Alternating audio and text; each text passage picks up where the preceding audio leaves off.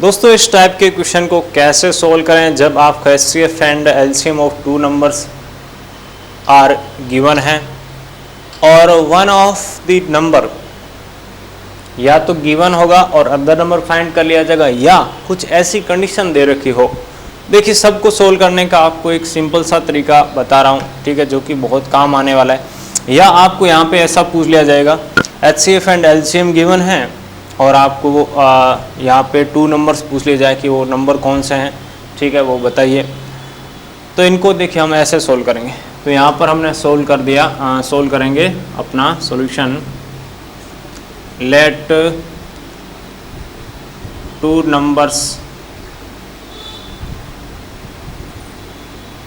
To numbers are, देखिए यहाँ पे आपका जो HCF दे रखा है, HCF कितना है 1 3। इस 1 3 के साथ x लेना है और इस 1 3 के साथ y लेना है, ठीक है। देखिए आपको थोड़ा बेसिक पता होना चाहिए। देखिए HCF कैसे आता है, HCF कैसे आता है, HCF आता है आपका कॉमन फैक्टर से। HCF किसके द्वारा आता है, कॉमन फैक्टर से। जैसे आपके पास यहाँ पर एक ये नंबर है, एक ये नंबर है, तो यहाँ पे एक बात श्योर है कि जो HCF है, जो HCF का फैक्टर है, ठीक है, या ऐसे समझ लो कि यहाँ पे जो आपके HCF है उसके जो फैक्टर है वो आपके यहाँ भी होंगे, यहाँ भी होंगे। तो यहाँ पर देखिए हमें कितना दे रखा है, केवल 1 3 दे रखा है, ठीक है। तो 1 3 इसके मल्टीप्लाई में भी है जो इस नंबर के फैक्टर है, ठीक है।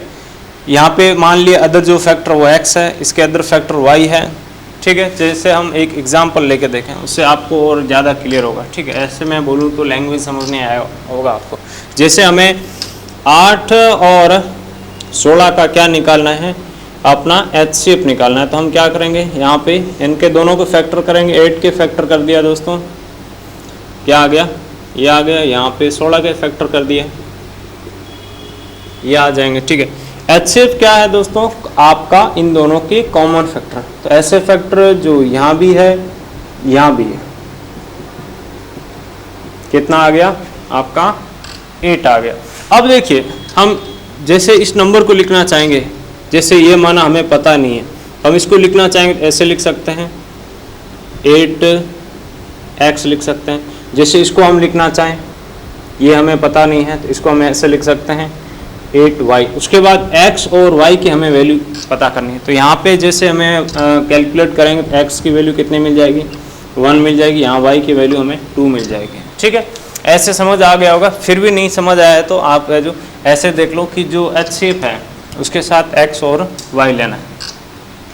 अब हम जानते हैं कि दोस्तों, अब हम क्या जानते हैं, वी नो दैट जो प्रोडक्ट ऑफ टू नंबर्स है,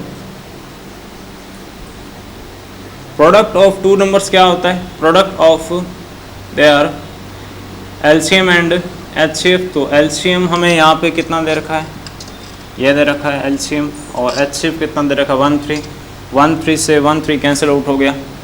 फाइनली हमारे पास यहाँ पे क्या आ जाएगा, एक्स वाई इक्वल टू 1 3 उस साइड डिवाइड में चला जाएगा। इसमें 1 3 का डिवाइड कर दें, 13 कितना 39 और 13 65।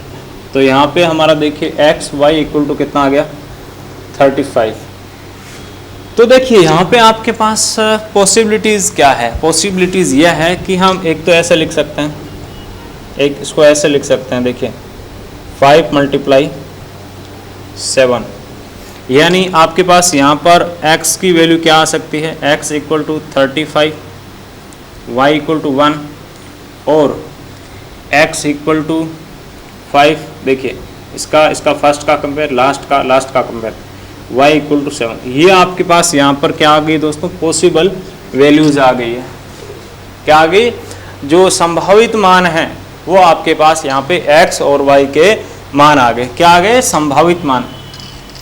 अब देखिए हम अपना मेन क्वेश्चन में आते हैं। संभावित मान आने के बाद जैसे हम यहाँ पे ट्रायल करते हैं, तो 13 मल्टीप्लाई यहाँ पे यदि हम 35 करें, 13 मल्टीप्लाई 1 करें, ठीक है। तो इनका मल्टीप्लाई करेंगे तो आपके पास क्या आएगा दोस्तों, यहाँ पर 455 आ गया और ये आपका आ गया 13 आ गया। ठीक है, ओके। और दूसरी और हम क्या करते हैं, देखिए यहाँ पे 13 की जगह हम सॉरी x की जगह 5 लेते हैं तो 13 पंजू 65 आ गया, और y की जगह हम 7 लेते हैं तो कितना आ गया 91 आ गया। देखिए हमारी कंडीशन क्या है कि if one of the number, ठीक है, if one of the number lies between 75 and 125, तो देखिए इसमें क्या है कि ऐसा नंबर नहीं है जो कि आपका इस कंडीशन को सेटिस्फाई कर रहा है, ये नहीं, ये वैल्यू तो यहाँ पर नहीं होगी। तो वैल्यू कौन सी होगी, ये होगी x एंड y की।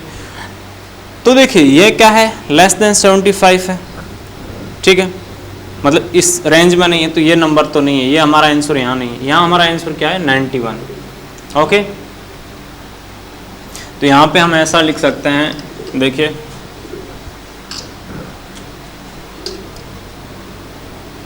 लेकिन यह दिया गया है, लेकिन यह दिया गया है कि एक संख्या क्या है 75 और 125 के बीच में है, अंततः वह संख्या बराबर कितना आ गया 91। ओके, आपको कॉन्सेप्ट समझ आना चाहिए। ओके, हो सकता है लैंग्वेज कहीं आगे पीछे होगी, लेकिन कॉन्सेप्ट क्या है वो समझो। धन्यवाद।